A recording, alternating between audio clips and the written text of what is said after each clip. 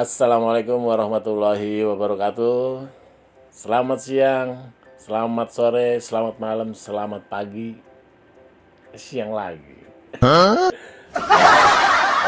Kali ini saya akan membawakan sebuah kisah atau sebuah artikel, membacakan sebuah artikel dari Kompas sekarang, kompas.com, tentang pelabuhan Tanjung Priok.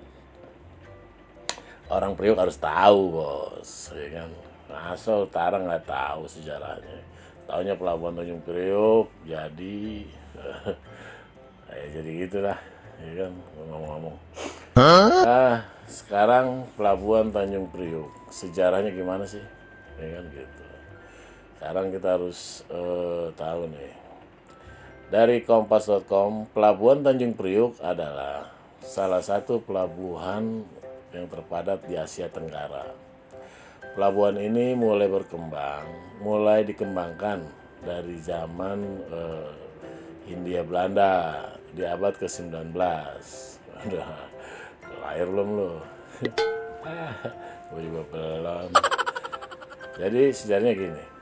Pelabuhan Tanjung Priok awalnya dibangun pada tahun 1877 dan selesai pada tahun 1883. Berapa tahun tuh ya? 77, 83. Pokoknya tahun sekian tahun ya, berarti 6 tahun. 6 tahunan. Pembangunannya di bawah pimpinan Gubernur Jenderal Johan Wilhelm van Lansberg. Tuh. Tahu nggak lu dia anak mana? Orang Belanda. Nah, sebelum ada pelabuhan Tanjung Priok, kapal-kapal besar itu membongkar muatannya untuk dipindahkan ke kapal kecil yang dibawa dengan perahu melalui Muara Ciliwung, ya kan? Dari dan menuju Kota Lama. Gitu. Nah, aktivitas ini pada mulanya lancar. Namun, pasca meletusnya Gunung Salak pada tahun 1699, Sungai Ciliwung tidak lagi bisa dipakai sebab lumpur dan laharnya membuat sungai ini dangkal. Jadi pemerintahan Belanda kala itu memutuskan membuat kolam pelabuhan satu di pelabuhan Tanjung Priok. Jadi buat kolam. Tujuannya sebagai tempat singgah kapal besar, parkir di situ. Mulai dari kapal dagang dan kapal batu bara. Nah, pembangunan kolam 2 kemudian diteruskan pada tahun 1914 pada masa pemerintahan Gubernur Jenderal A.F.W. Edinburgh. Dulu nggak ada pemilihan gubernur, bos. Udah main tunjuk aja sama jenderalnya. Belanda punya kuasa nggak? Pembangunan ini dilakukan dikarenakan pada tahun 1912 sempat terjadi arus kemacetan di kolam 1. Jadi ini bikin kolam kedua. Kemacetan terjadi karena saking banyaknya arus keluar masuk kapal dagang di kolam 1. Oleh karenanya pemerintahan setempat memutuskan membuat kolam 2 untuk kebutuhan ruang kapal. Pembangunan kolam pelabuhan 2 akhirnya selesai pada 1917. 5 tahun, bos, dari 1912 ya, pokoknya 5 tahun. Jadilah tuh kolam 2. Bersamaan dengan pembangunan kolam pelabuhan 2 juga dibangun stasiun kereta Tanjung Priok. Pembangunannya dibuat karena digunakan sebagai tempat menginap para penumpang yang menunggu kedatangan kapal. Arsiteknya kali itu ialah JCW Koch yang merupakan seorang insinyur utama dari Staatspoorwegen, yakni salah satu perusahaan kereta api Hindia Belanda. Zaman dulu aja udah jadi, ya kan? Nah, Pembangunan kemudian dilanjutkan pada tahun 1921 untuk pelabuhan Kolom 3. Namun sayangnya sempat terhenti karena wabah malaria. Akhirnya dilanjutkan pada tahun 1929 dan selesai pada tahun 1932. 3 tahun, bos, ya kan?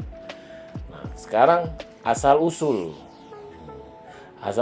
nama Tanjung Priok terdiri dari 2 kata, yaitu Tanjung dan Priok. Kata Tanjung berarti daratan yang menjorok ke laut, sedangkan kata Priok yakni semacam panci masak dari tanah liat. Kala zaman Hindia Belanda dikenal sebagai komoditas perdagangan. Ada pendapat lainnya bahwa Tanjung Priok berkaitan dengan nama Aki Tirem. Tirem apa Tirem nih? Tirem, seorang penghulu di Warakas yang tersohor membuat Priok ya. Lalu pendapat terakhir mengaitkan nama Tanjung Priok ya kan, dengan kisah Mbah Priok.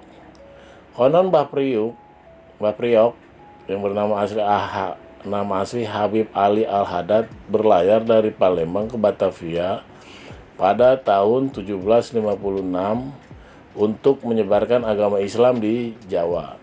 Namun di perjalanan dia diserang Belanda dan tergulung ombak. Nah, ia terdampar di pesisir Jakarta hanya dengan sebuah priuk. Oleh karena itu, ia dikenal dengan nama Mbah Priok. Nama daerah itu bermula dari nama pohon Tanjung atau disebutnya Mimosops elengi yang tumbuh menandai makam Mbah Priok Habib Ali Al-Haddad. Nah, gitu ya. Itu sejarahnya. Namun, di sini ada perkembangan Tanjung Prioknya. Bagaimana perkembangannya? Nah, di sini. Kini pelabuhan Tanjung Priok dikelola oleh PT Pelindo II. Ya. Tanjung Priok menangani lebih dari 30% komoditi non-migas Indonesia. Selain itu, pelabuhan Tanjung Priok juga jarum barometer perekonomian Indonesia karena 50% dari seluruh arus barang yang keluar masuk Indonesia melewati pelabuhan ini. 50% dari seluruh pelabuhan lewatnya pelabuhan Tanjung Priok. Masuk Jakarta tuh, bos. Fasilitas intermoda yang terlengkap di pelabuhan ini mampu menghubungkan Tanjung Priok dengan seluruh kota di Indonesia, mau Surabaya ya kan, mau Palembang, nah, mau Pontianak gitu. Nah, dengan teknologi dan fasilitas modern, Tanjung Priok telah mampu melayani kapal-kapal generasi mutakhir yang secara langsung menuju ke berbagai pusat perdagangan internasional atau direct call. Pelabuhan Tanjung Priok memiliki 3 terminal. Nah, terminal 1 merupakan pintu masuk dan keluar dari barang-barang cair dan kering yang berasal dari sumber daya alam seperti batu bara, semen, baja, dan lain-lain. Nah, terminal 2 hampir sama perannya seperti terminal pertama, namun jangkauannya luas. Kini untuk jangkauan internasional dengan total lebih dari 600.000 ton barang. Di Terminal 2 juga dilengkapi dengan kren sebagai alat bantu dalam pemindahan barang. Terminal 3 yakni keluar masuknya barang-barang kebutuhan seperti elektronik, perkakas, rumah tangga, otomotif, dan barang-barang lainnya. Lu tahu gak? Bayangin, selama ini lu main ke pelabuhan ngapain? Ya, nggak udah amat sih. Pelabuhan ini memiliki 64 unit kren besar ya, yang beroperasi selama 24 jam nonstop. Gitu, bos. Ya, teman-teman, biar mudah-mudahan paham ya, di mana ada sejarahnya, akhirnya kita bisa paham. Di pelabuhan itu dulu seperti itu. Jadi ya mohon maaf nih kalau sekarang masih belum ngerti juga, browsing aja lagi bos, sama begitu.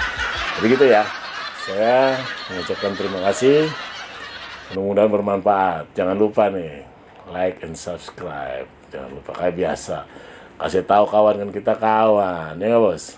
Assalamualaikum warahmatullahi wabarakatuh.